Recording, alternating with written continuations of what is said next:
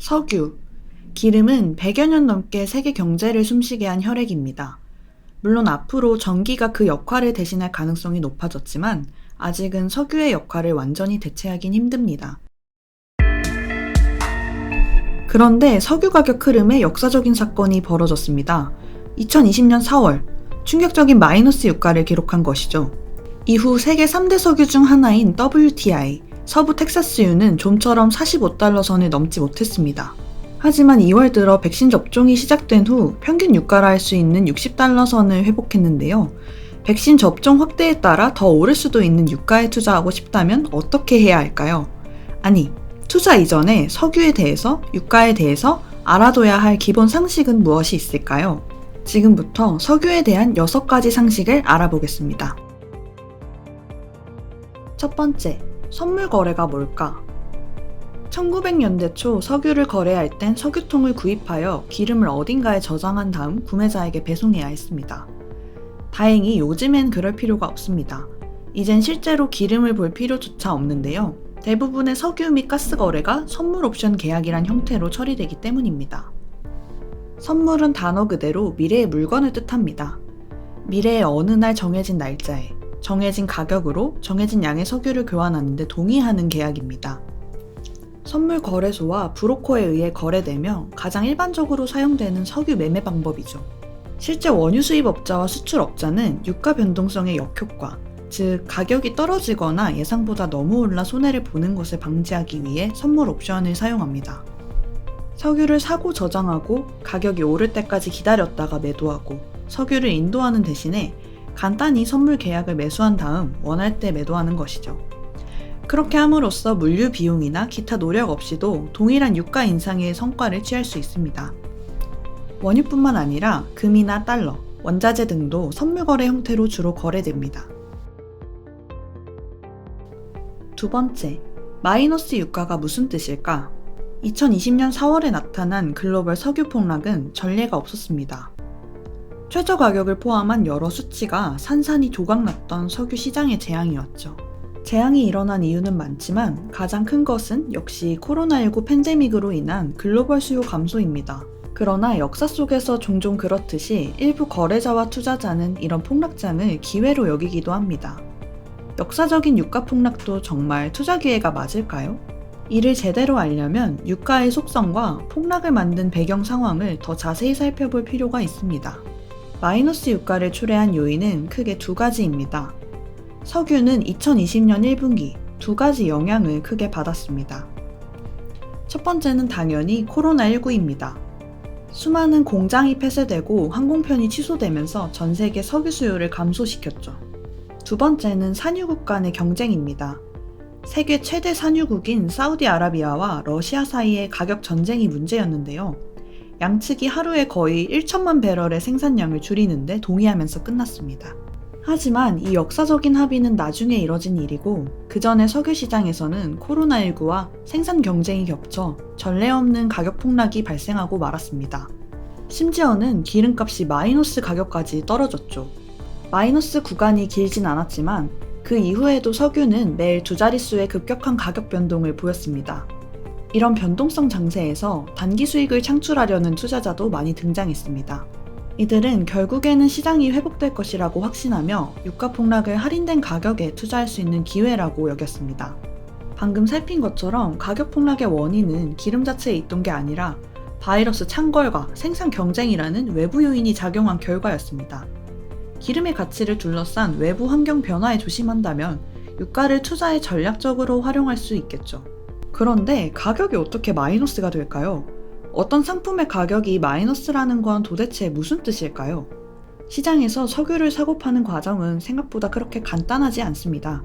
WTI, 두바이유, 브렌트유 등 석유 종류마다 가격이 다르고 석유 관련 투자 상품도 선물 계약, ETF 및 기타 파생 상품 등 투자 형태도 매우 다양합니다.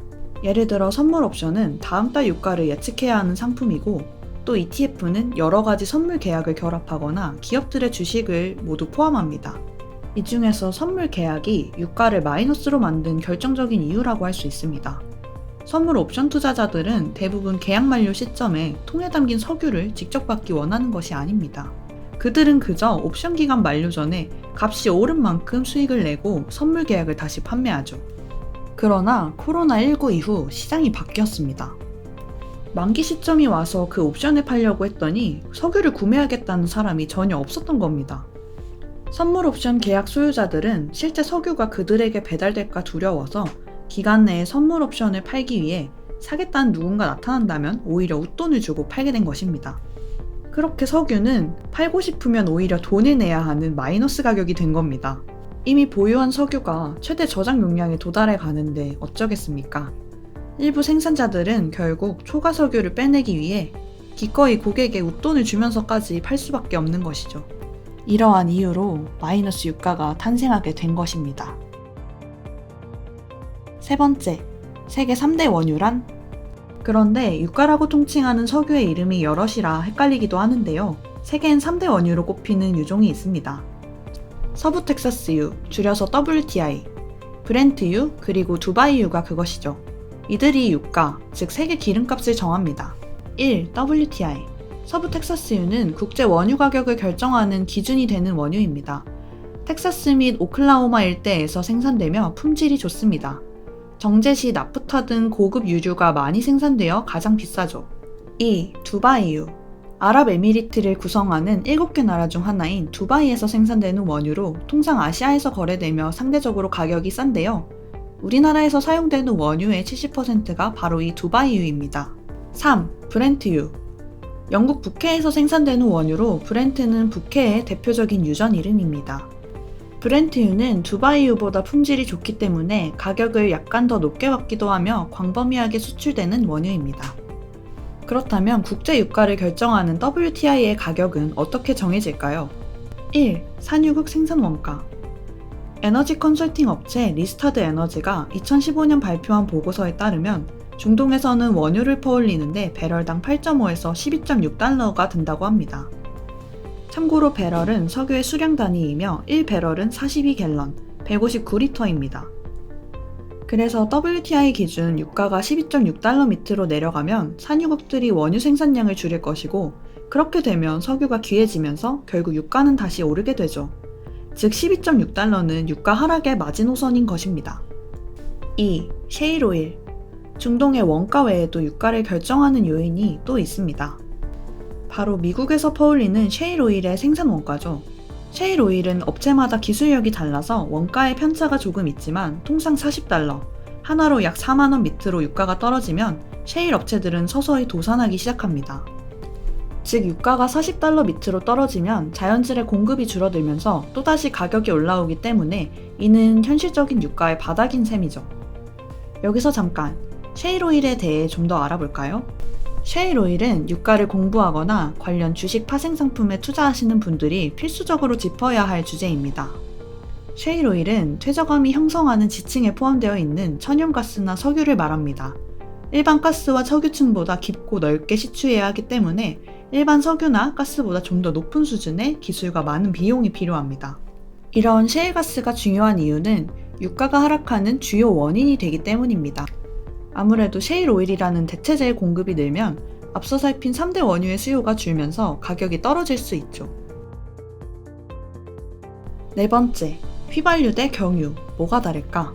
휘발유와 경유는 둘 다 석유를 정제하여 얻는다는 공통점이 있지만 성질에는 큰 차이가 있습니다. 두 액체 연료의 특징을 제대로 이해하기 위해서는 우선 석유에서 두 액체 연료가 추출되는 과정을 알아야 합니다.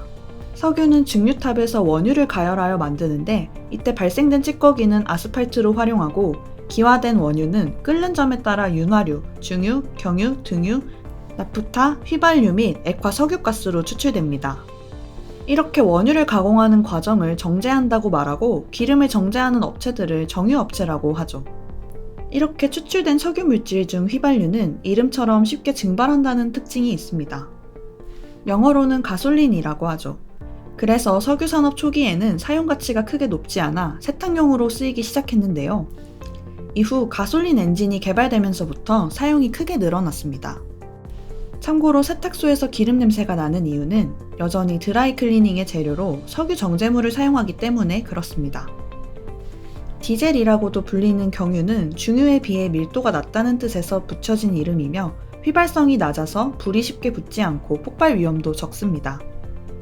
디젤 엔진은 공기를 압축시켜 고온을 만들고 거기에 경유를 분사해서 엔진을 점화하는데요.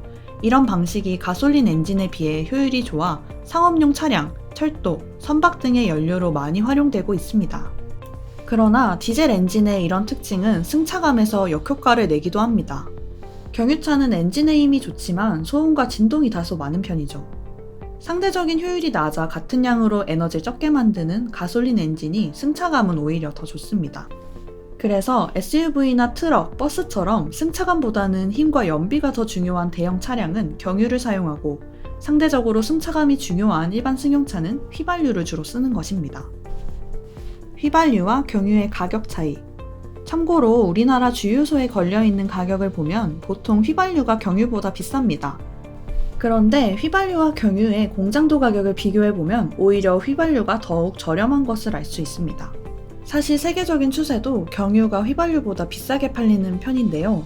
왜 우리나라 소비자만 휘발유를 경유보다 비싸게 사야 할까요? 이유는 역시 세금입니다. 공장도 가격에 세금이 붙어서 최종 소비자 가격이 형성되는데 우리나라의 경우 휘발유와 경유에 매기는 세금이 다르며 경유보다 휘발유에 더 많은 세금이 붙습니다. 이는 휘발유를 사용하는 승용차를 일종의 사치품으로 분류하기 때문입니다. 지금이야 대다수의 가정마다 자동차를 보유하고 있지만 과거의 자동차, 특히 승용차는 금전적 여유가 있는 부자들의 전유물이었습니다. 그래서 트럭이나 버스 등 생계형 자동차의 주 원료인 경유보다 고가의 승용차에 필요한 휘발유 세금을 더 높게 한 것이죠. 이렇게 휘발유는 더 많은 세금이 붙기 때문에 생산 단가가 저렴함에도 불구하고 소비자에 제공되는 최종 가격이 경유보다 높게 형성되는 것입니다. 물론 시대가 달라지면서 유류세 정책에도 변화가 있었습니다. 정부는 휘발유, 경유, LPG 원료의 상대 가격을 일정한 비율로 맞추고 있는데요. 2000년에는 이 비율이 100대 47대 26 정도로 벌어졌습니다. 하지만 경유에 비해 과도하게 높은 휘발유 가격, 경유차의 소음 문제, 그리고 휘발유 중에서도 상대적으로 저렴한 휘발유와의 가격 차이 등을 고려하여 현재는 100대 85대 50의 비율이 유지되고 있습니다. 다섯 번째, 적정 유가란? 적정 유가는 얼마일까? 유가는 아직까지 세계 경제를 움직이는 주요 지표로서 극단적인 저유가나 고유가 상황보다는 예측 가능한 수준의 적정 유가로 유지되는 것이 안정적인 경제 발전에 좋습니다. 그렇다면 적정 유가란 구체적으로 얼마일까요? 신한금융투자에서는 보고서를 통해 $70 근처의 유가는 경제성장에 긍정적 환경을 조성한다고 발표했습니다. 유가가 이 정도 보장될 때 적정한 이윤이 보장되어 산유국 인프라 투자가 이어질 수 있고 이런 중동의 활발한 투자 경기가 우리나라는 물론 글로벌 경제의 활력을 가져다 줄 수 있기 때문입니다. 그렇기에 현재 $60 선까지 회복된 유가가 더 오를 것이라고 보는 의견들이 있는데요. 맨 처음 살펴본 선물 거래 혹은 직접 거래 외에 석유에 투자하는 방법은 어떤 것들이 있을까요? 여섯 번째, 석유 투자법. 1. 직접 투자. 앞서 살핀 선물 거래 방식을 활용하면 금융사 혹은 핀테크 플랫폼을 통해 직접 거래를 할 수 있습니다. 하지만 직접 투자는 변동성이 심하고 초보자가 접근하기에는 아직 어려운 구조를 가지고 있습니다. 2. 주식으로 투자. 석유 가격은 관련 기업 주가에 영향을 주므로 유가 상승의 수혜를 누릴 수 있고 경우에 따라서는 석유 거래 자체보다 좋은 가치를 제공할 수도 있습니다. 특히 정유 관련 회사가 건전하고 좋은 펀더멘털을 지녔다면 유가가 하락하거나 급변해도 그 영향을 완충할 수 있습니다. 국내 대표 석유 관련 정유 주식으로는 SK이노베이션, S-오일 등이 있으며 해외에서 손꼽히는 최고의 석유 회사는 7곳이 있습니다. ETF. 기업에 직접 투자하는 게 꺼려진다면 여러 기업이 한데 묶인 ETF를 활용할 수도 있습니다. ETF는 비단 기업뿐 아니라 하락에 투자할 수도 있기 때문에 석유 가격 변동을 양방향으로 벤치마크해 수익을 내거나 석유 재고량에 투자할 수도 있습니다. 재생 가능 에너지가 점점 더 널리 보급되고 있지만 아직 세계의 모든 에너지 수요를 충족시킬 수는 없습니다. 여전히 기름은 세계 경제의 중심에 있습니다. 지금은 친환경을 외치는 미국도 GDP를 유지하기 위해 유가 회복이 여전히 필요하며 우리나라의 경우 가장 많이 수입하는 품목이 원유이기도 할 만큼 중요한 사항입니다. 팬데믹 속에서 마이너스까지 떨어졌다가 다시 적정선을 회복 중인 유가, 석유, 기름에 대해 알아본 6가지를 기억하시고 향후 전기차와의 관계 속에서 흐름을 주시해 보시기 바랍니다.